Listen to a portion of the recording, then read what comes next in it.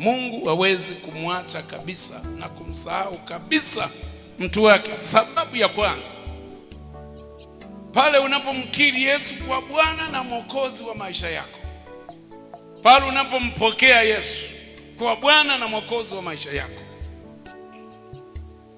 Ukisoma Wakolosai 1:13, Biblia inasema unahamishwa kutoka katika nguvu za giza. Unaokolewa kwenye nguvu za giza, alafu unahamishwa, alafu unaingizwa kwenye ufalme wa mwana wa pendo la Mungu. Lakini kwa mujibu wa somo letu, ndipo unapochora kwenye vitanga vya mikono ya Mungu, ndipo unapowekwa kwenye vitanga vya mikono ya Mungu. Jamani, Bwana Yesu asifiwe. Sasa Mungu hawezi kumsahau kabisa wala kumwacha kabisa mtu wake aliyoko kwenye vitanga vya mikono yake. Hawezi kumsahau mtu wake aliyoko kwenye mikono yake. Sababu ya kwanza, kwa sababu uko mikononi mwa Mungu. Umechorwa pale kupitia damu ya Yesu. Jina lako linakuwa liko pale, uzima wako uko pale, mwili wako uko pale, kila kitu chako kiko pale. Ndio maana nisema asubuhi, hata mtu akichukua nguo zako wala usipate nazo shida.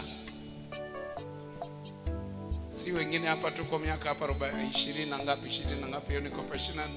Miaka yote tunabandika matangazo ya mikutano mule. Si wao mnanionaga? Wengine mnabandika leo, mkija jioni wamechana. Usifikiri wengine wale ni wanachana tu faila. Yaani wengine wanachukua picha, wana kazi nayo. Alafu wamechukua, siku hizi hata wachani sana. Kwa sababu walikuwa wanachana zile picha, wengine wako na kazi nazo. Alafu walichana, mwisho wa siku wakawa wanafanya kazi ambayo ina matokeo. Ile jamaa bado tu niko tu hivi natoa jasho tu hapa. Manake nina afya nzuri ya kutosha. Jamani, Bwana Yesu asifiwe. Kwa nini? Kwa sababu ukishaokoka, ukishampa Yesu maisha, umeshachorwa kwenye vitanga vya mikono ya Mungu. Na Mungu hawezi kukisahau kitu ambacho kiko mikononi mwake, maana yeye ni Mungu. Mimi nilisahau simu iko mikononi mwangu 2011. Maana kichwa kimevurugwa na shughuli za usiku na mchana nikasahau. Lakini Mungu si kama mimi mwanadamu. Yeye hawezi kusahau kitu kilichoko mikononi mwake, kwa sababu yeye ni Mungu. Wewe na mimi ndio hicho kitu cha thamani sana katika mikono ya Mungu. Huwezi kuachwa na Mungu, maana uko kwenye mikono yake. Huwezi kusawaliwa na Mungu kwa sababu uko mikononi mwake. Watu wa Mungu wako kwenye mikono ya Mungu, ndio maana Mungu hawezi kuwasahau. Ndio maana Mungu hawezi kuwaacha. Maana Mungu anapokuweko na mkono wake, na mtu wake yuko huko na Mungu pamoja naye mikononi mwa Mungu. Zamani tuliimba pambio, siku hizi sijui zinasahaulika, zile kiponda zinasahaulika, zinapotea. Mikononi, mikononi, tukiwemo safarini, tutafika salama. Jamani, basi siku nyingine mjitahidi muimbe pambio kwa sababu ya somo la leo. Sisi wenzenu tulipookoka zamani tuligundua hiyo, tumekuwa mikononi mwa Mungu. Na mwimbaji akasema tutafika salama kwa sababu tuko kwenye mikono ya Mungu. Tusinge kwenye mikono ya Mungu tungekuwa na mashaka kama tutafika salama. Lakini maadamu tuko mikononi mwa Mungu, toka tulipookoka tumejisalimisha, yametuchukua katika mikono yake, ametuchora katika vitanga vya mikono yake, tutafika salama. Hata kama hapo njiani pana dhoruba, pana bahari imechafuka, pana misukosuko mingi hapo katikati kwenye maisha ya misukosuko ya kiroho, misukosuko ya kimwili, lakini tuko mikononi mwa Mungu, tutafika salama. Na hatufiki salama tu mbinguni, yani hata katika malengo ya maisha yetu hapa duniani uwe na uhakika tutayafikia na yenyewe. Maana tuko mikononi mwa Mungu, hata tufikisha hata kwenye malengo ya maisha ya kawaida tunafika. Tuko kwenye mkono salama. Na anayetufikisha pale sio nguvu zetu, sio ujanja wetu, sio akili yetu. Yani ni mkono wa Mungu ambao sisi tuko ndani yake, utatupeleka.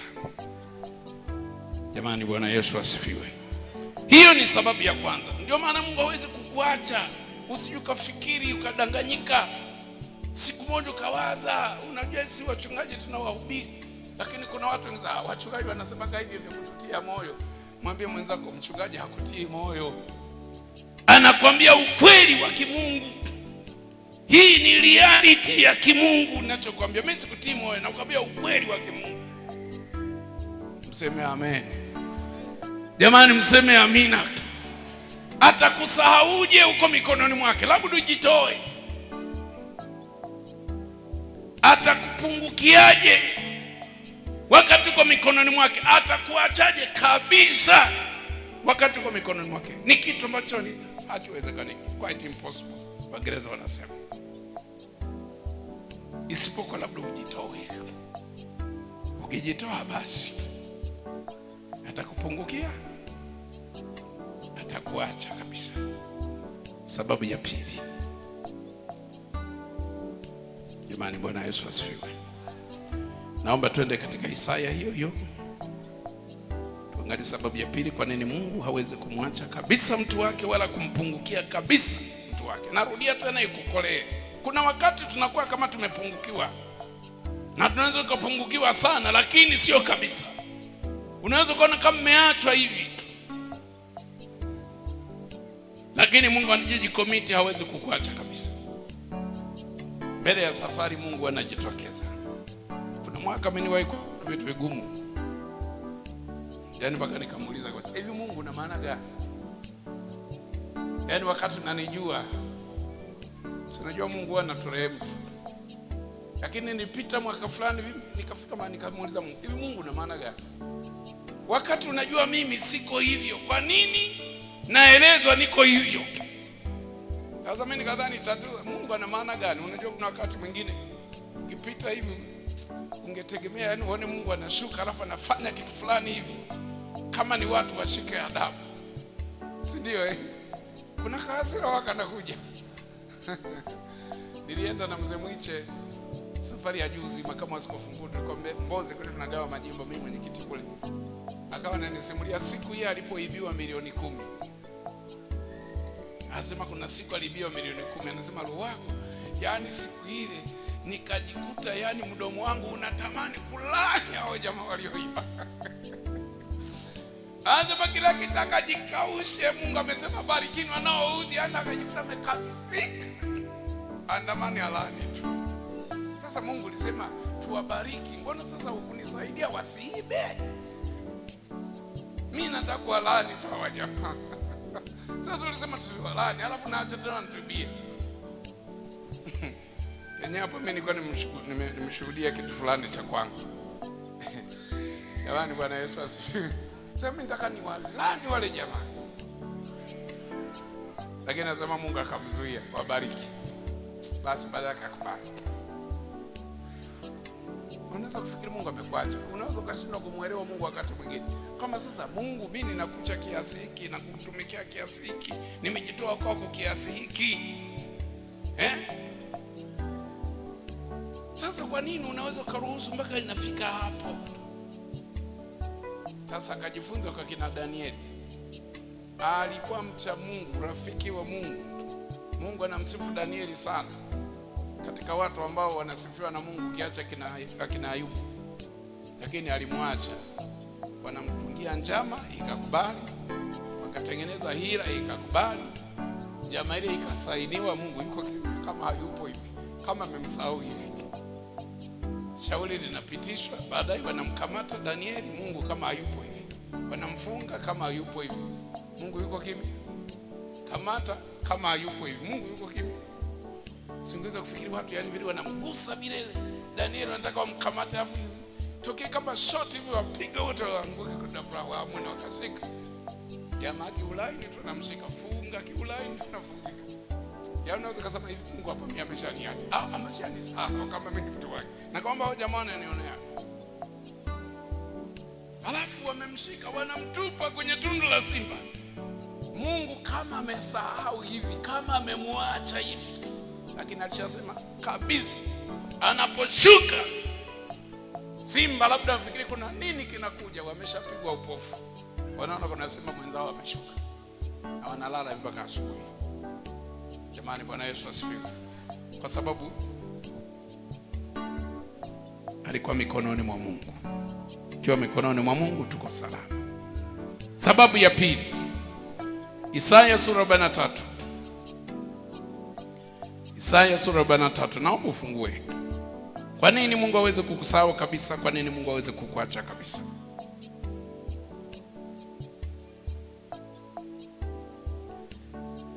Na utaka tu mstari wa 4, lakini nitasoma kuanzia mstari wa kwanza.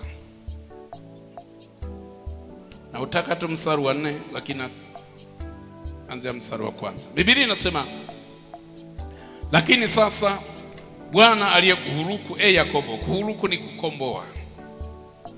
Kwenye Agano Jipya ni kuokoa. Sawa jamani? Yeye aliyekuumba, Israeli, asema hivi, usiogope, maana nitakukomboa.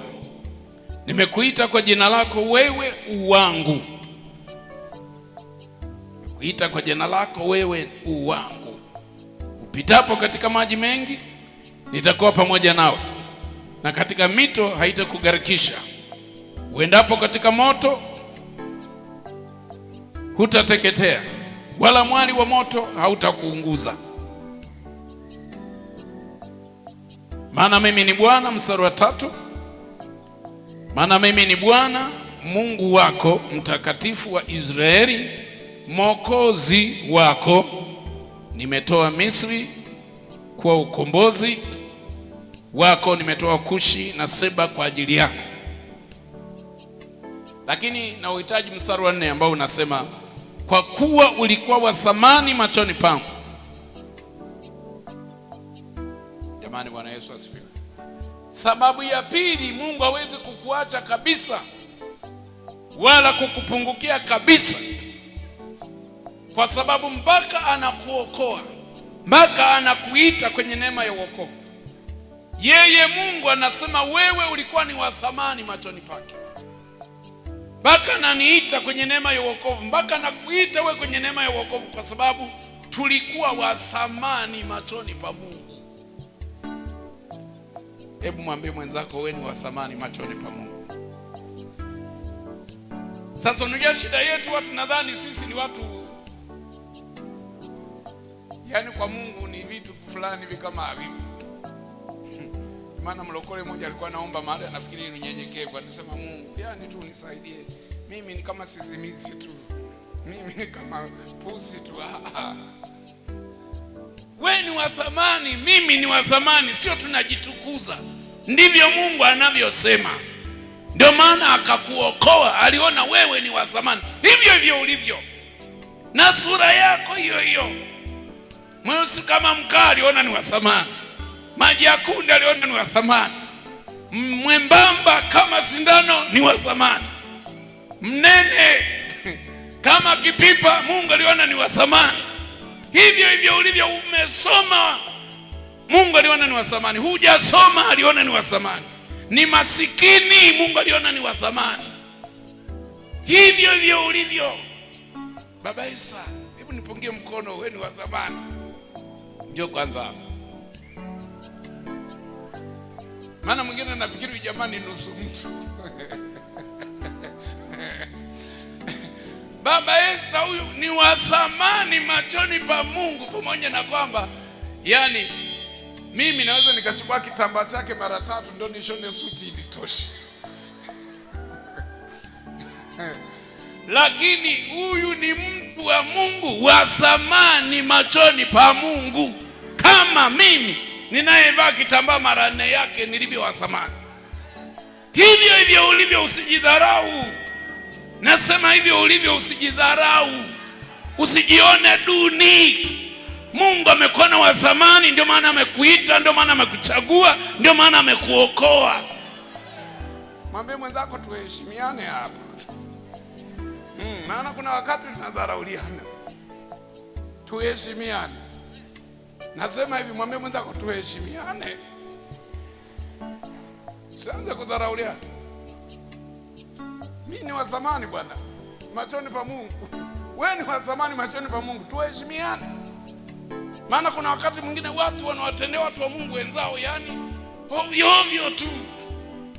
Anasema kale kajamaa kale nako nini? huyo mtu ni wa thamani sana machoni pa Mungu. Wewe utakuwa unampuuza, unamdharau, unaweza kumvunjia heshima, unaweza kumsema sema ovyo, unaweza kumsengenya, unaweza kumfanyia hivi, ukamtengenezea majungu, ukamtengenezea umbea na mambo chungu. Huyo mtu nakwambia itakuletea matatizo. Nasema itakuletea matatizo. Ni wa thamani machoni pa Mungu, sio wa kucheza naye. Mseme amina. Ndio maana hawezi kukuacha. Wewe unaacha kitu cha thamani kienyeji. Hata mliokuja na hela humu kanisani, mimi sioni, naziona ziko peupe tu. Mama Chaula, mbona sijaona umeweka hela zako tu hapo? Maana uko nyumbani mwa Bwana. Yaani hata tukiwa kwenye ibada nyumbani mwa Mungu, pesa bado hatuaminiani. Yaani zimetiwa kibindoni, maana ni za thamani. Na hata wenye nyingi hapa anajifanya hapa wajaja na nyingi. Ungechukua pochi zimejaa hivi. Sasa nyumbani mwa Mungu usingeziacha tu hapo tu tunaziona tu. Hamna, ni za fedha, ni za thamani. Ndio maana zinatunzwa, zinahifadhiwa, zinajaliwa.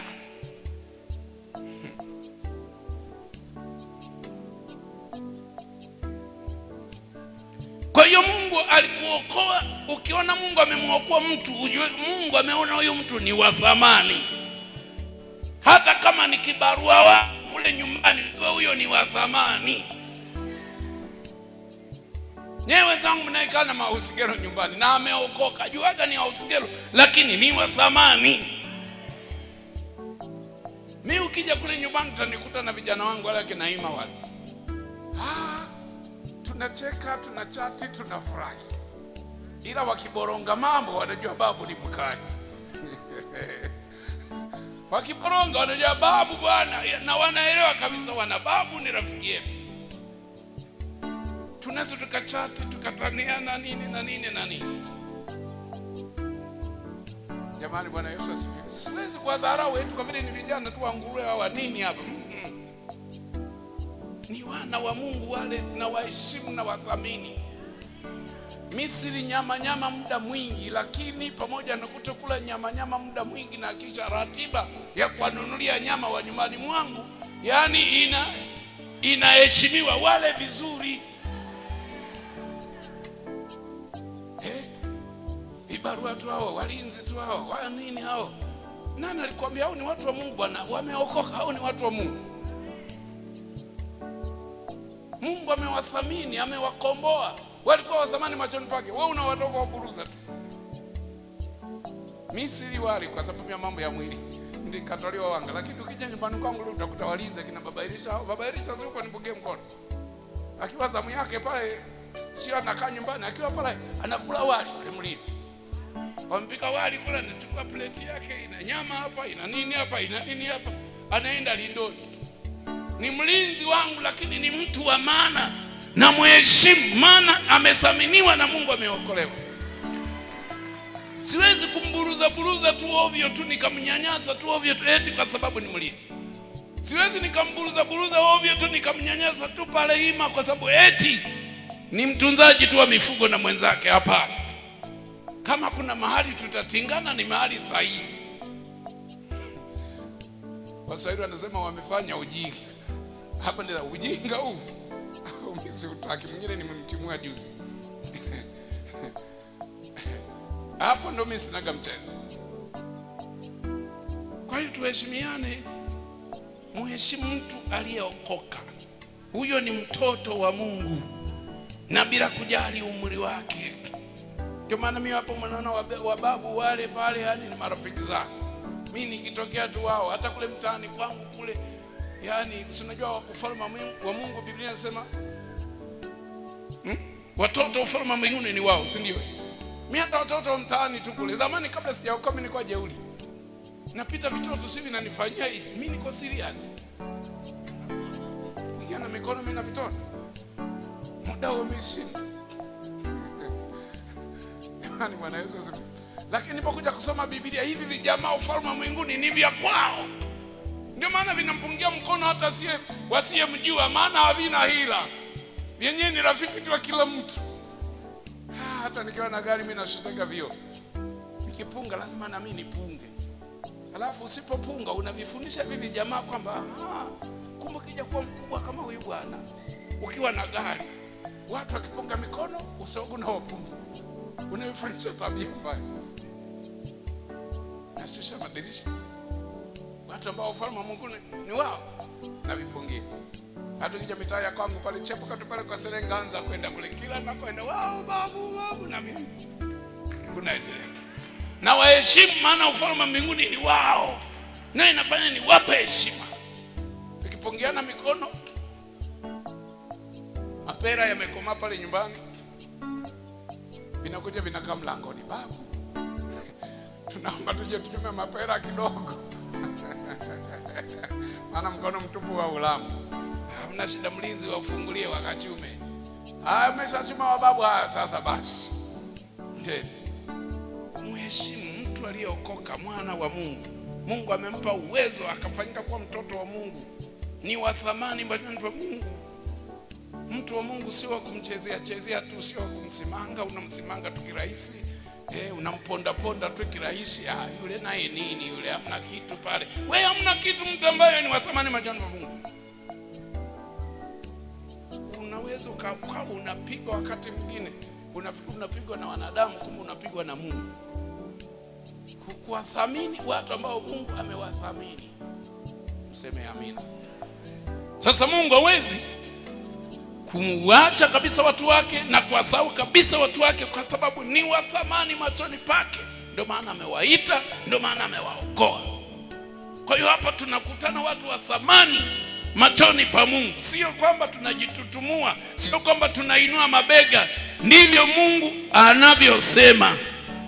Alituokoa, ametuita, ametuchagua. Sisi ni wa thamani, hatujidai, lakini hiyo ndo halisia ya mambo. Ndio maana unalindwa usiku, hulogwi.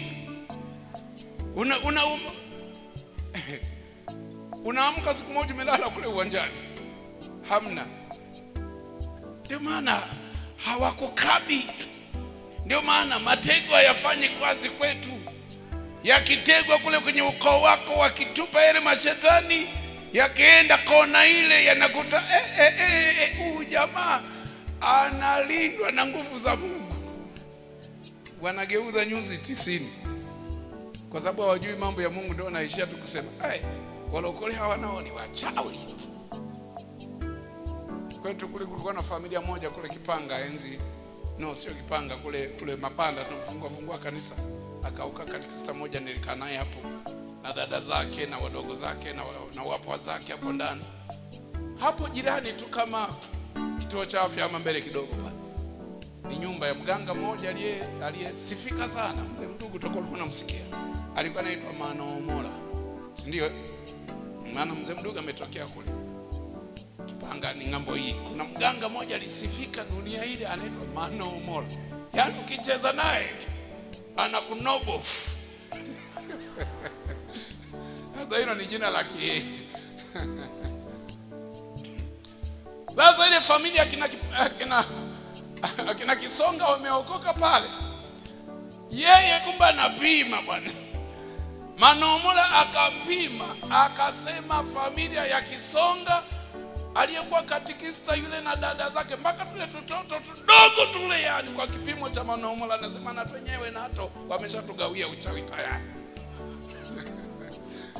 Maana anataka tupige kwenye target yake, hatupigiki. Anataka tushike, hatushikike. Anataka atuloge. Akasema yani wameingia kwenye hiyo dini ya kulia, afu wamekuwa wachawi wote mpaka tutoto. Sivyo? Ndio maana ni muhimu sana watoto tusiwapuuze. Tukiokoka walete watoto kanisani. Jamani, Bwana Yesu asifiwe. Washirikishe kwenye mambo ya kimungu, na wenyewe wanakuwa wa thamani kama sisi tulio wa thamani. Maana alisema ndio kwa sisi pamoja na nyumba yetu.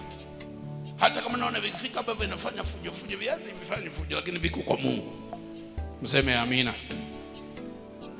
Kwa hiyo Mungu hawezi kusahau kitu.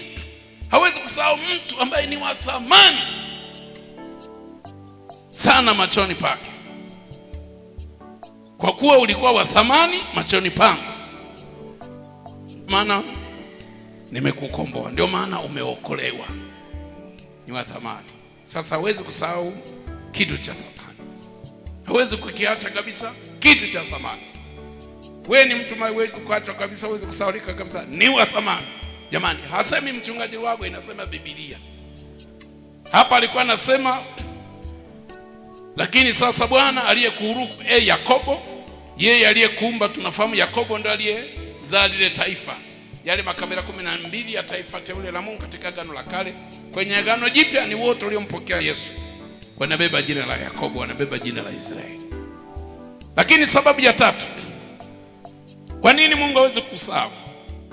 Kwa hiyo kama ulikuwa unafikiri kwamba kuokolewa kwako ni kitu kidogo, yani unapookoka, ndio maana Biblia inasema malaika mbinguni wanafanya sherehe mtu anapompokea Yesu kwa Bwana na Mwokozi wa maisha yake. Kwa sababu gani? Yani mtu anapookoka, anapompokea Yesu, anaunganishwa na Mungu, anaunganishwa na familia ya kimungu. Jambo hilo ni kubwa sana. Mbinguni shughuli lazima zisimame. Mwenye dhambi mmoja anapotubu, anaungamanishwa na Mungu, zinasimama, ifanyike sherehe kwanza. Sasa wewe umeokoka, nadhani ulifanya kitu kidogo. Thamini tendo lako lilofanya la kumpa Yesu maisha yako. Lakini jambo linalofuata pale la tatu, kwa nini Mungu hawezi kusahau kabisa na kuacha? Ni anasema ulikuwa thamani machoni pako, ni la pili. Lakini la tatu anasema na mwenye kuheshimiwa. Ukiokoka unafanywa kwa mtu unayeheshimiwa na Mungu. Hata kama wanadamu hawakuheshimu, lakini Mungu anakuheshimu. Jamani, Bwana Yesu asifiwe. Hata kama kwenye mtaa kule una heshima, kwenye ukoo kule una heshima, ofisini kule una heshima, kijiweni kule una heshima, lakini tukiokoka, tukimpa Yesu maisha yetu, tayari Mungu anatufanya kwa sisi ni watu, ni waheshimiwa wa Mungu. Kwa maana wachawi kitaka kwenda kuloga, huyu si wa kuloga, nataka waje wakabe na mbea. Wanakutana na mkono wa Mungu pale. Maana kuna wakati wanatusingizia tuna misukule, wanatusingizia tuna nini, hata wajui kwamba ni Mungu yuko kazini kutulinda. Hata hapa kanisani walitangaza miaka mingapi ile 2000 na ngapi ile, kama sio na moja, 2002, si 2000 na kati ya na moja na mbili, walitangaza hapa kuna misukule kibao.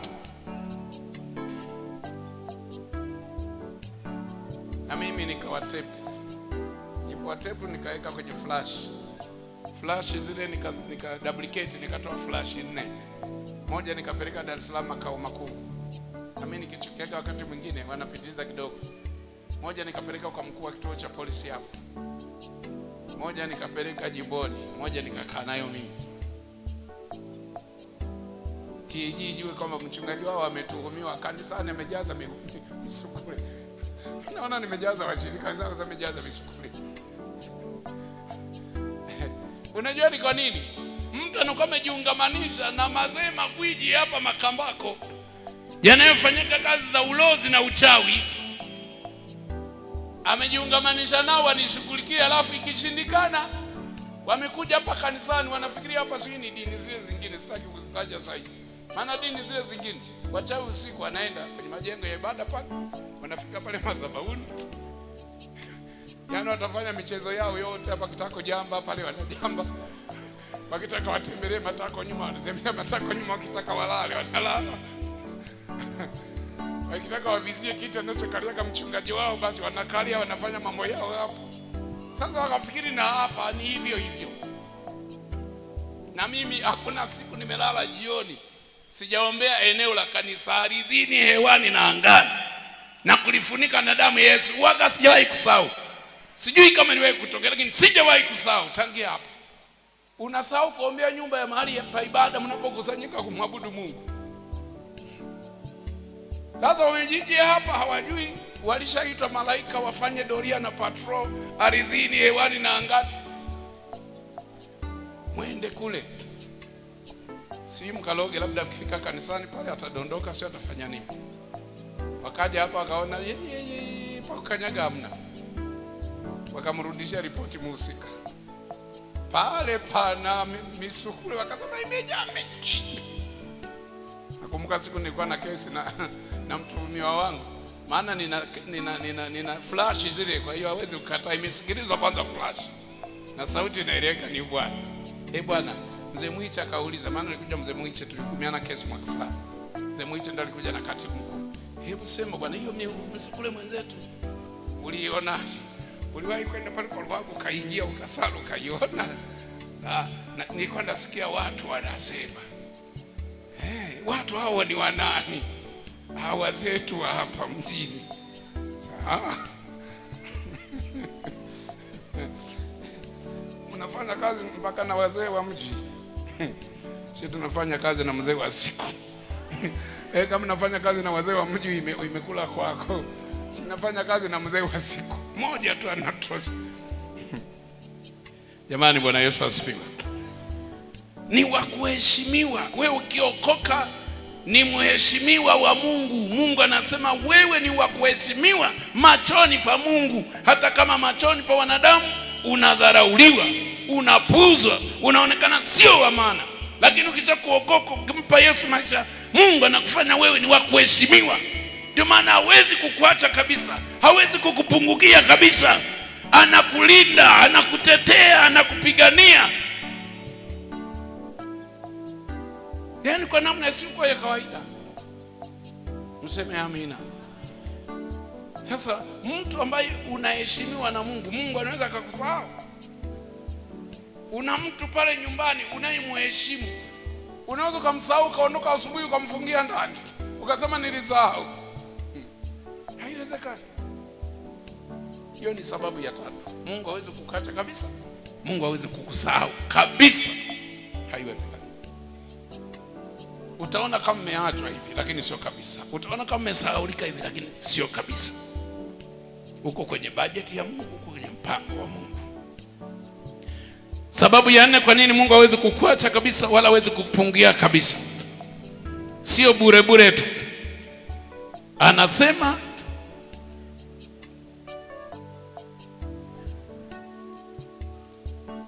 ulikuwa wa thamani machoni pangu, ulikuwa mwenye kuheshimiwa machoni pangu. Lakini sababu ya 4 anasema nami nimekupenda.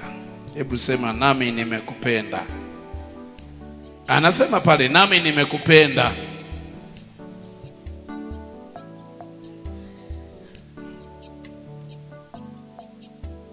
Jamani, hatujipendekezi kwa Mungu.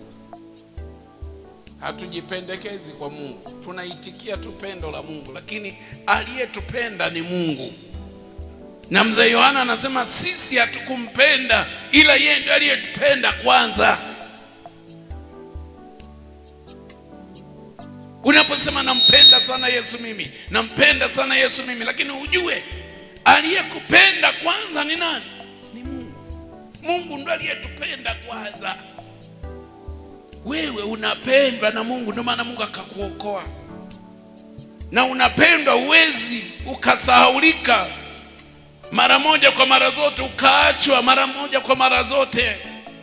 Kunakuwa kama umeachwa hivi. Lakini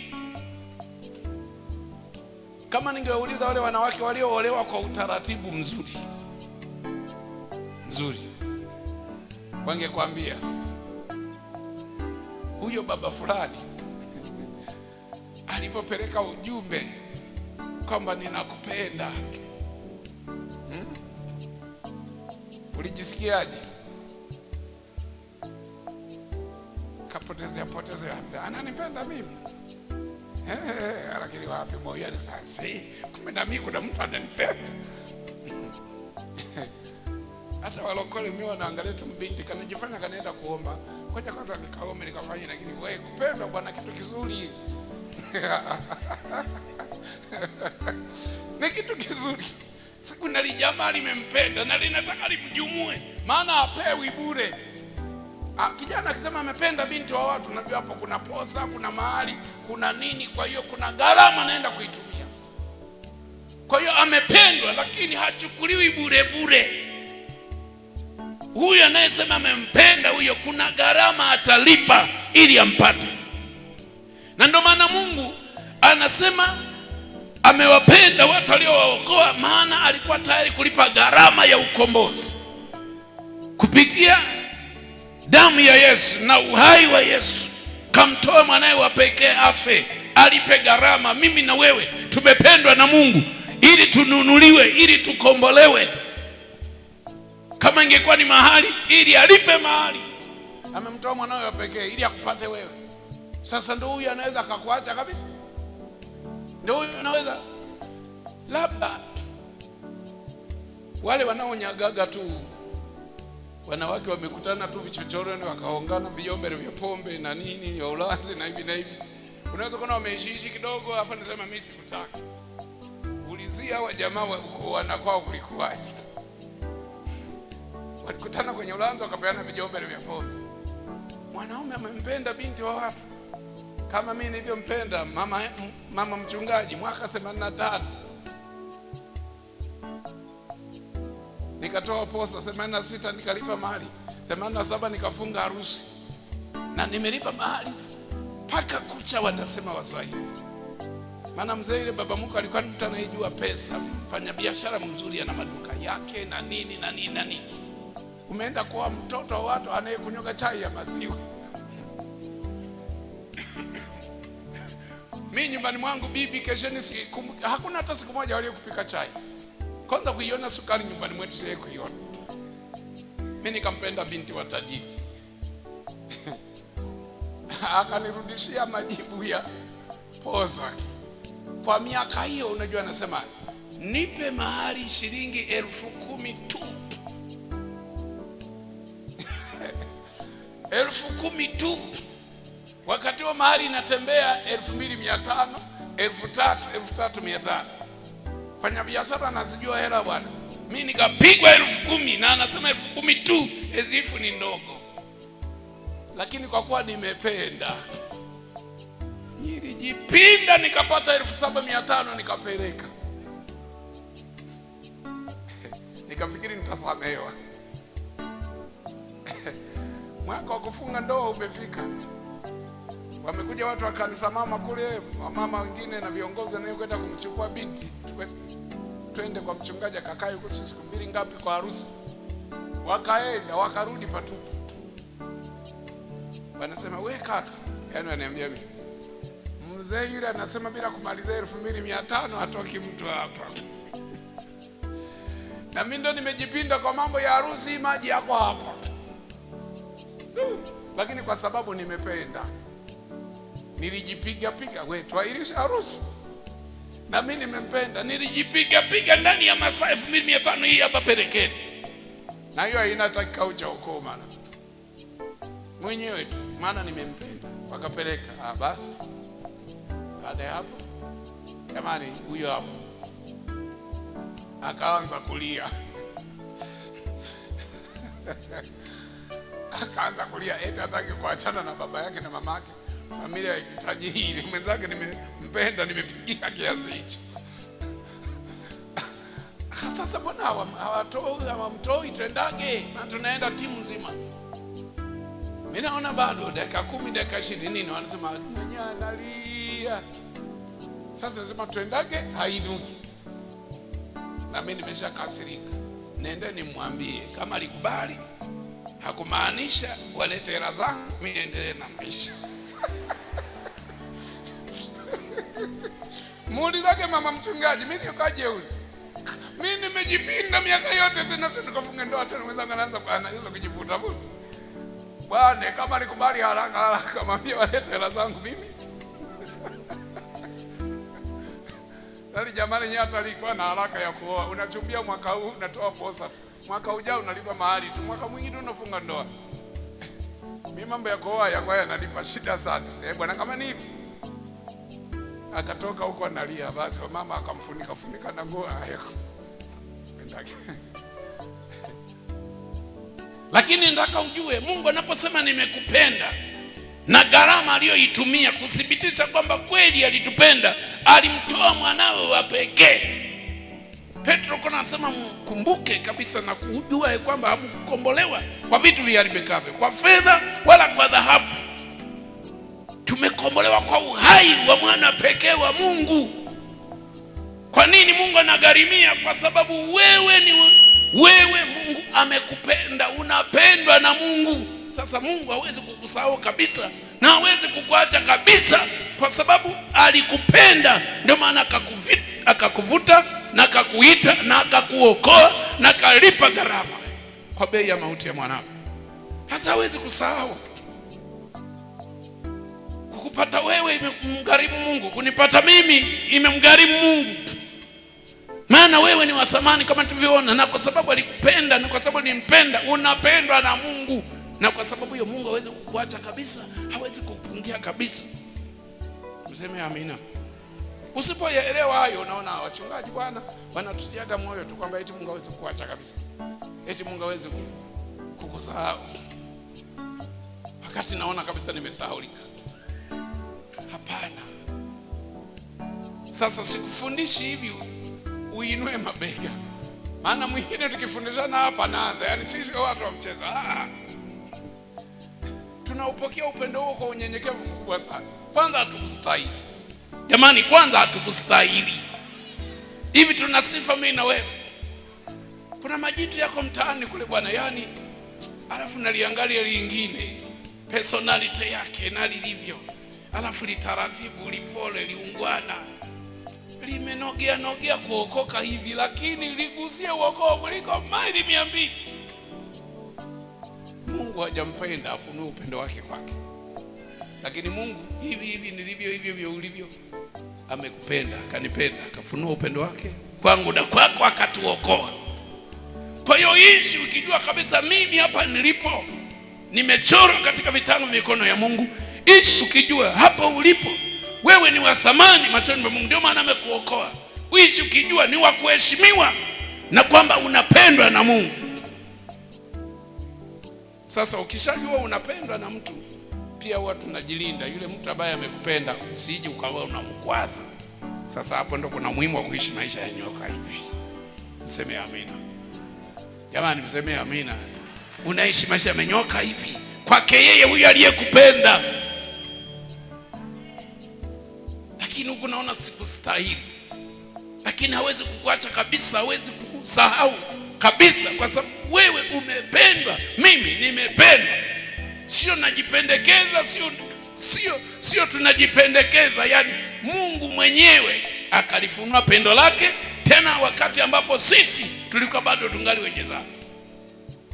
Akatuokoa, akatutakasa, akatusafisha, akatuosha kwa damu ya mwanao, akatuhesabia haki. Jamani, Bwana Yesu asifiwe. Hivi hatujawahi kufanya chochote. Na ukisoma nyaraka zile za Yohana utaona pia anasema na damu ya mwanawe yatutakasa. It washes us. Damu ya Yesu ni hiyo continuous nadhani ni sentensi ya kuendelea. Tumeokolewa na damu ya Yesu, inaenda kufanya nini? Kututakasa. Sijano liwaza si vitu gani vile, bado ni mwana wa Mungu, napendwa na Mungu. Ruhusu tu damu ya Yesu inaendelea kukusafisha. Jamani, Bwana Yesu asifiwe. Inatutakasa. Watoto wa Mungu kama walivyo watoto wa nyumbani,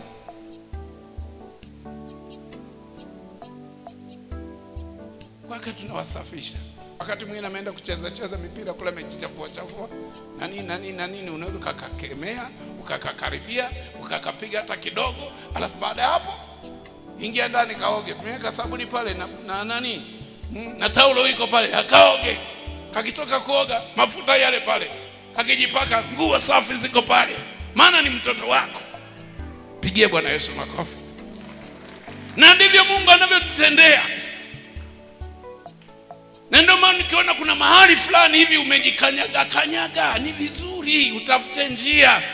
Njio ofisini kwa mchungaji, mimi mwana wa Mungu ninayependwa, nathaminiwa na Mungu, naheshimiwa na Mungu, na mahali hapa mimi natokaje? Usaidiwe. Mseme amina. Usije ukapotelea moja kwa moja mitini. Mungu anakuthamini sana. na tumethaminiwa bure. Mungu anatupenda sana, ametupenda bure. Mungu ametufanya kwa kuheshimiwa machoni pake, ndio maana anatulinda. Na tunathaminiwa bure na tunaheshimiwa bure na tumependwa bure. Cha msingi, tunza hilo pendo sasa kwa mwitikio sahihi. Acha vile ambavyo Mungu havitaki, shika tenda vile Mungu anavitaka. Mseme amina. Jamani, mseme amina. Seme tena amina. Sababu ngapi nimekupa? Nimewapa sababu 4. Zinatosha. Nikiwapa zingine zitatema. Nimeona memory card yenu imeshajaa. Mungu ni pendo, penda watu. Mungu ni pendo, anipenda. Mungu ni pendo, pendo ape, anatupenda. Mungu ni pendo. Kweli sikilizeni furaha yangu.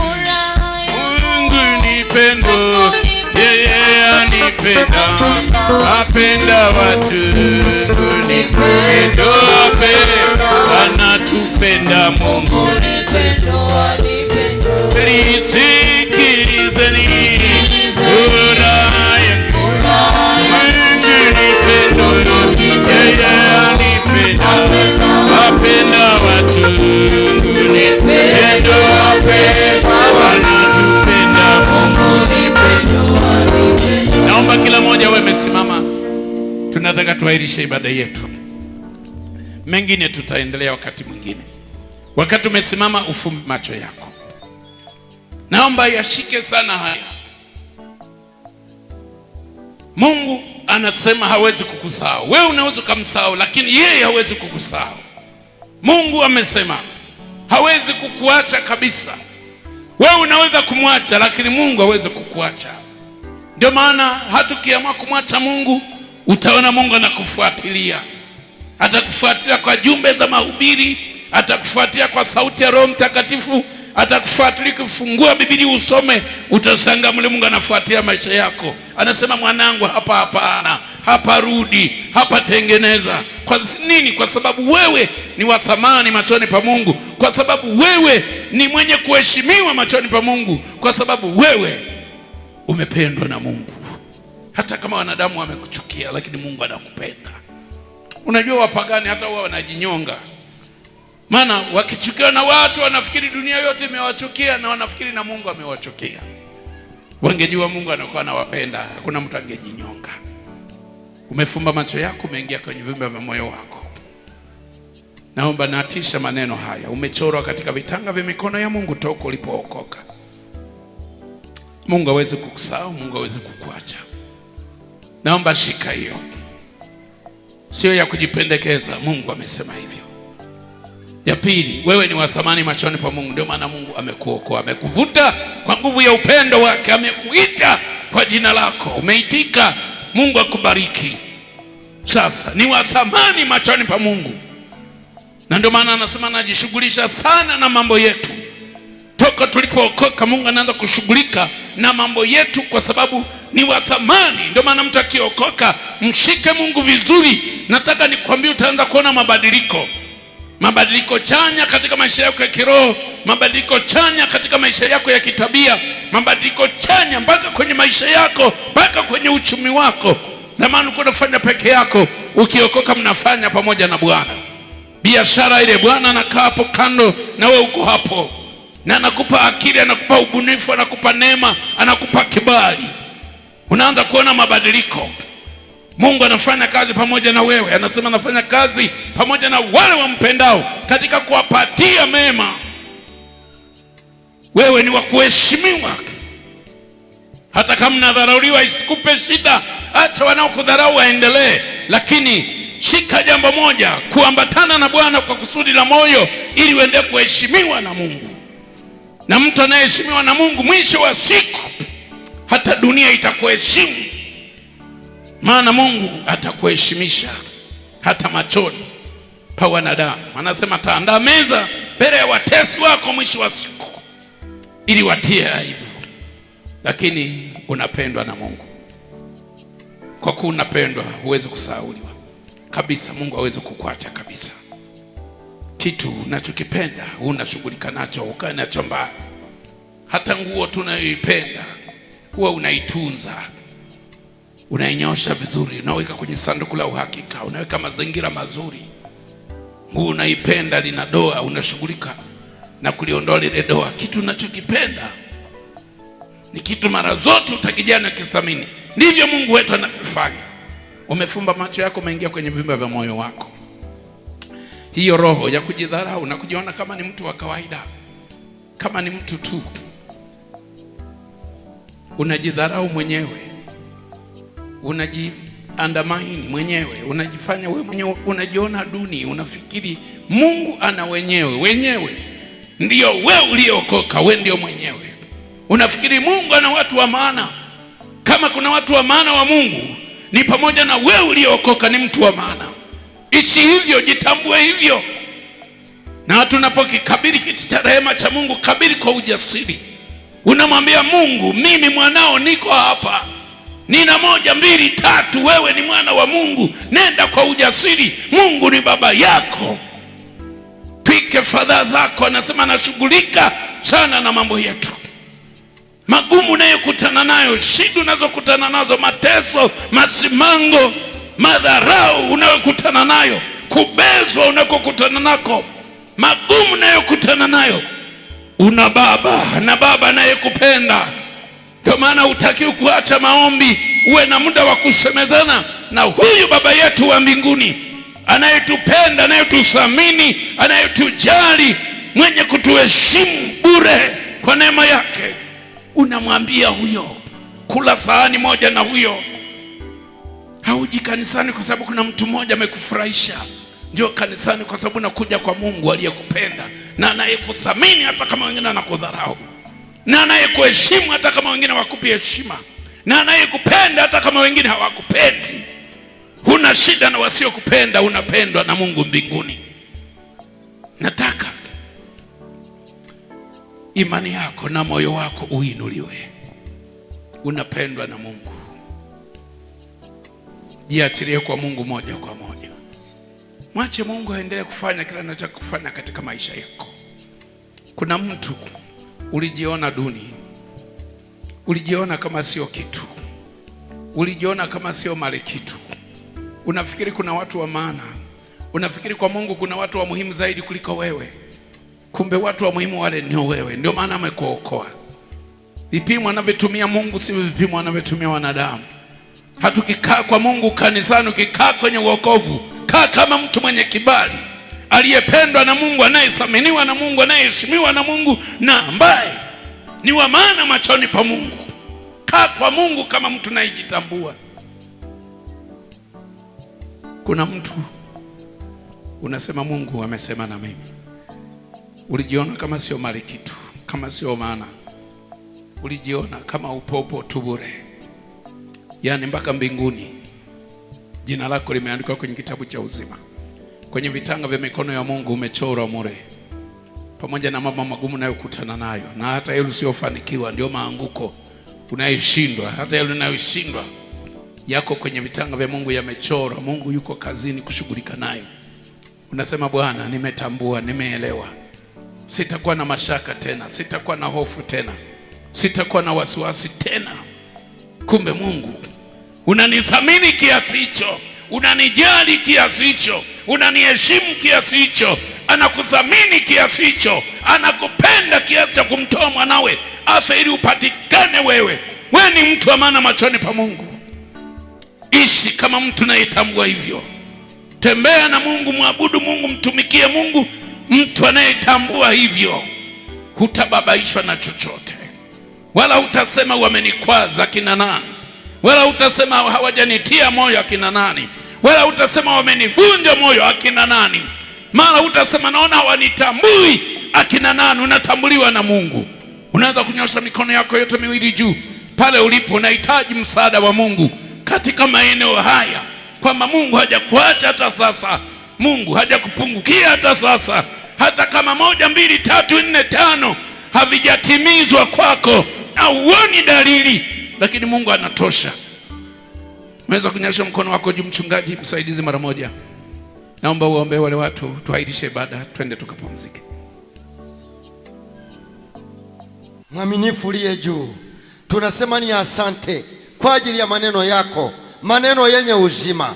Mungu wa mbingu na nchi, unasema na mioyo yetu kwamba ziko sababu ambazo Bwana wewe huwezi kutusahau sisi, Bwana wa mabwana, kiasi ambacho tunapoyasikia mafundisho na kuyasoma maneno yako yaliyoandikwa, Bwana Mungu wa mbingu na nchi, kwa kweli tunaona kama vile hatukustahili kabisa. Bwana wa mabwana, asante kwa kuwa Bwana wa mabwana wewe unatuona, kwa kuwa tumekukiri wewe kuwa Bwana na Mwokozi wa maisha yetu, na tuona ni watu wa thamani mbele zako. Tuko hapa tukiwa wengi, mkutano mkubwa kabisa, tumekuwa tukiyasikia maneno yako. Kila mmoja mwenye masikio anapoyasikia maneno haya, anatafakari moyoni mwake vile alivyo, kwamba kweli anaheshimiwa na wewe uliye juu, Mungu wa mbingu na nchi, ambaye wewe hauna kigeugeu. Maana wakati mwingine wanadamu walituoneshea upendo wakati fulani, lakini wakati fulani waligeuka, au wakati fulani wakawa hawapo, hata kama Bwana walituoneshea mambo ya maana. Lakini wewe uliye juu ulituchagua. Kila mmoja aliyepo mahali hapa alichaguliwa na wewe, na wewe unamwona ni mtu wa thamani, ni mtu wa kuheshimiwa, ni mtu ambaye anapendwa na wewe, kama ilivyoandikwa, anayeniheshimu nitamheshimu. Bwana wa mabwana, mfalme wa wafalme, tunapoyasikia mafundisho haya, ndipo ambapo Bwana nia zetu za ndani zinainuka tena kwa upya, zinaamka kwa upya, ili tujijue kila mmoja wetu kwamba kweli Mungu anatuona sisi ni watu wa kuheshimiwa. Sisi Bwana tulipokea jambo hilo kwa unyenyekevu wote. Bwana wa mabwana, alitafutwa mtu anayeupendeza moyo wako, alikuwa ni Daudi, lakini Yese hakujua kwamba Daudi anaweza kawa na upendeza moyo wa Mungu. Wala Samueli nabii mwenyewe hakufunuliwa jambo hilo. Walifikiri ni Eliabu, walifikiri ni Shama, walifikiri ni Abinadabu.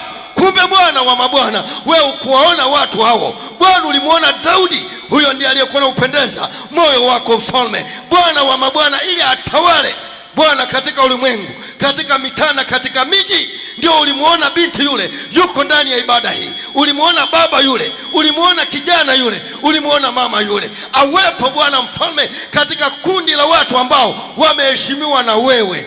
Naomba neema yako Bwana wa mabwana, kwa maneno haya tunajifunza yanatuinua kwa upya tena, ili Bwana wa mabwana tuone tumechaguliwa na wewe uliye juu. Wewe Bwana wa mabwana unayetupenda, Mungu wa mbingu na nchi, naomba kayabariki maneno haya, na sisi tukathamini huu mwito, tukathamini huku kuchaguliwa. Maana Bwana wa mabwana, wewe ni Mungu ambaye ukisema hauna kigeugeu wala huwezi kubatilisha. Mungu nakushukuru kwa sababu ya wema wako, kwa kuwa Mungu tumekombolewa sio kwa vitu viharibikavyo, kwa fedha au kwa dhahabu. Bwana wa mabwana, ni kwa damu ya mwana kondoo. Mungu wa mbingu na nchi, kama mwimbaji alivyoimba, nimekombolewa na Yesu aliyenirehemia kwa bei ya mauti yake, nimekuwa mtoto wake. Bwana wa mabwana, ni kwa bei ya mauti, wala hatupo mahali hapa kwa bei ya dhahabu wala kwa bei ya fedha, ni kwa bei ya mauti yake tumekuwa watoto wako, Yesu wa Nazareti. Naomba kila mmoja Bwana akaliheshimu jambo hili, tutembee kwa unyenyekevu wote Bwana wa mabwana, kama watu waliochaguliwa na mbingu, wamechaguliwa na Mungu, wamechaguliwa na Yesu Kristo mwana wa Mungu aliye hai. Naomba Bwana neema yako tukaishi huku tukikupendeza wewe, Mungu wa mbingu na nchi, mfalme. Hizo ndizo sababu natuambia jioni ya leo, Bwana wa mabwana, hatujapatikana bure bure, ni kwa gharama. Asante Bwana kwa wema wako, Mungu wa mbingu na nchi. Hata tunapoenda kutawanyika, kama kuna mtu alijidharau, Bwana wa mabwana, alijipuza, Mungu wa mbingu na nchi sasa anaanza kuthamini huu mwito, kuchaguliwa huku, Bwana wa mabwana, kwamba wewe umetupenda. Libarikiwe jina lako. Naomba Bwana ukayabariki maneno haya, bariki mtumishi wako, libariki kanisa lako, Yesu wa Nazareti, mfalme. Hata tunapokuwa tunaanza wiki la kesho, tunatembea kama Bwana wa Mungu, tukiheshimu mwito huu na kuchaguliwa huku, Bwana wa mabwana, kwa kuwa tunajua Mungu natupenda na tena hauwezi kutusahau. Wewe Bwana wa mabwana unasema katika neno lako kwamba ukamkumbuka Ibrahim wala ukumsahau, ukamwokoa Lutu katika maangamizi ya Sodoma na Gomora, wewe hauwezi kutusahau, huwezi kumsahau kijana yule wala mama yule. Bwana, tutakuwa natembea Baba na maneno haya hata tunapokwenda kwenye shughuli zetu, kwenye mipango yetu, kwamba Bwana hujatusahau. Asante kwa neema yako na wema wako. Mungu wa mbingu na nchi, ukawalibariki kanisa, ukawabariki watu wako, kwa Yesu Kristo Bwana na Mwokozi, naomba na kushukuru. Amen. Pigie Bwana Yesu makofi. Mungu awabariki kwa kurudi kwenye ibada ya jioni.